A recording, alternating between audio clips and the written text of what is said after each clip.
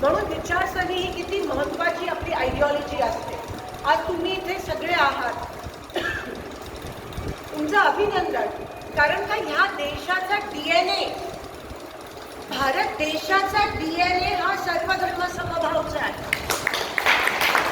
आणि स्वातंत्र्यापासून स्वातंत्र्याच्या लढाईत काँग्रेसच होते, दुसरे नव्हते. बीजेपीचं कोणीच नव्हतं त्या लढाईत, कारण का ते सगळे ब्रिटिशाची माफी मागायला गेले.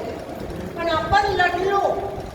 तेव्हापासून आजपर्यंत आपली लढाई आणि आपली विचारसरणी ही सर्वधर्म ज्याला आपण म्हणतो देशाचं सोशल फॅब्रिक जे आहे ते सर्वधर्म समभाव. आपलं DNA. आपल्या देशाने नेहमी विकासाला मतदान केलंय, भेदभाव कधीच केला नव्हतं. सोलापूरचं ज्वलंत उदाहरण घ्या. शिंदे साहेबांना नेहमी काम केलं म्हणून मतदान केलं. जात पात कधीच त्या ठिकाणी बघितलं. सगळ्यांनी, मग दलित असो, अल्पसंख्याक असो, उच्च समाजात कोणीही असो, सगळ्यांनी मतदान केलं. कारण का? आणि अनेक वर्षापासून. कारण का ती विचारसरणी खंबीर होती. सर्वधर्म समभाव, संविधान आणि लोकशाही मानणारी विचारसरणी. आज भाजप काय करतंय? ह्या देशाला त्या विचारसरणीला कीड लावायचा प्रयत्न करतंय. कसं? जात पात धर्म करून. जे भाजपला मतदान करतात त्यांना विकासाशी काही घेणं देणं नाही आहे.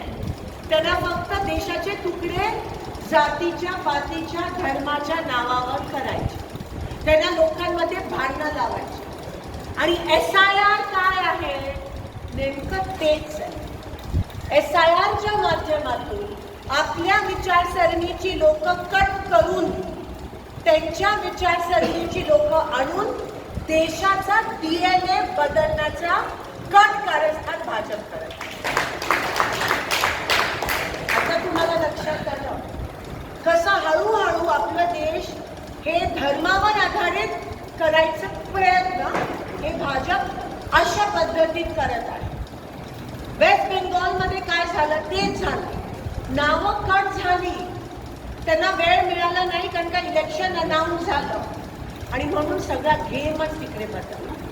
आपल्याकडे खूप मोठा ॲडव्हान्टेज आहे. आपल्याकडे वेळ आहे आणि म्हणून तुम्ही आज देश सेवा करण्यासाठी तुम्हाला निवडलं गेलं आहे. BLA 2 हा देश सेवा करण्यासाठी जे आपल्या विचारसरणीचे, जे संप्रदाय, सर्वधर्म समभाव, संविधान, लोकशाही जे विचार करणारी लोक आहेत त्यांना आपल्याला ह्या प्रक्रियेत सामील करून घ्यायचं. म्हणजेच त्यांची नावं कट होऊ द्यायची नाही.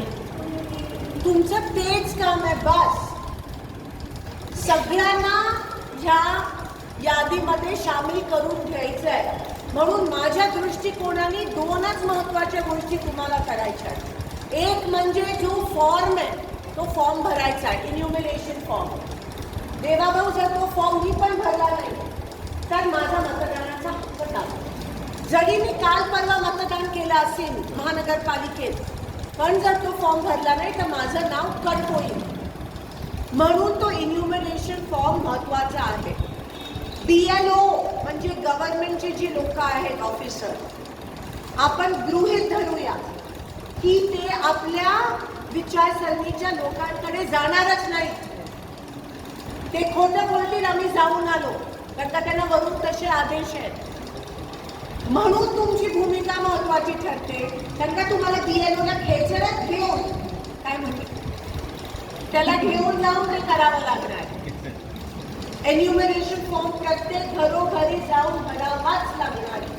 आपल्या विचाराची लोक आपल्याला त्याच्यात आणण्याची गरज आहे. म्हणून तो फॉर्म भरणं गरजेचं आहे. आणि दुसरी गोष्ट, जेव्हा प्रारूप यादी येईल तेव्हा त्याच्यात नावं 100% कट होतील. 100% कट होतील. आपण बूथ वाईज यादी करतो. आपण बूथ यादी बघतो बघा, तुम्हाला सगळ्यांना माहिती आहे. बूथ यादी त्याच्यामध्ये आपण पहिलं काम काय करतो? हा, स्वतःचं नाव चेक करतो. नाही, बाहेर काढायच्या वेळेस पहिले काय करतो? हा, नाही, आपले जे मतदार आहेत त्यांना आपण पहिले त्याच्यानंतर बॉर्डरवरचे आणि जे विरोधी पक्षाचे असतात बीजेपी त्यांच्यावर आपण जास्त वेळ घालत नाही, बरोबर. मग जी पहिली यादी आहे ना आपली, तीच कट होण्याची शक्यता. म्हणून ती जेव्हा प्रारूप यादी येईल तेव्हा ती सगळी नावं असायलाच पाहिजे. ती नावं नसली तर जो बेंगॉलकडे वेळ नव्हता पण आपल्याकडे तो वेळ आहे, ती नावं परत ऍड करण्याची सुविधा आहे. पण तिकडे पण तुमचं आणि BLOचं किती चांगलं संगनमत आहे ते अवलंबून आहे. बरं, आम्ही तुम्हाला वाऱ्यावर नाही सोडणार, हे झालं आणि आता हे सगळं एकत्र तुम्ही करा नाही. आपली दर 15 दिवसांनी रिव्ह्यू मीटिंग होणार आहे. जेव्हा एन्युमरेशन फॉर्म भरायची वेळ येईल तेव्हा तुम्हाला सांगितलं जाईल. जेव्हा प्रारूप मतदार यादी जाहीर होईल तेव्हा तुम्हाला सांगितलं जाईल की आता चेक करा. प्रत्येक